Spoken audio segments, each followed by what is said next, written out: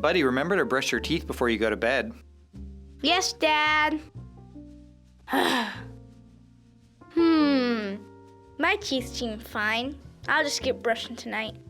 Your teeth do not look fine. Look. Oh my God! Now come on. I'll teach you how to brush your teeth properly and make it fun. Now, how long should you brush your teeth for? 2 minutes, twice a day. That's right. And we floss it at least once a day, correct? You can't forget flossing. That's where all the bad guys like to hang out. Always keep a habit of flossing before brushing your teeth. A pea-sized amount of toothpaste is all you need. Ready to begin? Let's kick it. First, we start with the gums.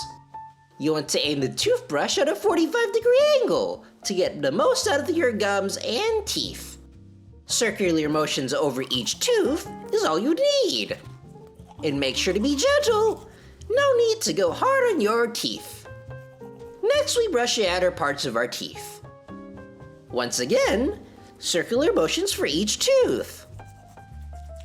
Moving on to the chewing areas, brush this area in a back and forth motion.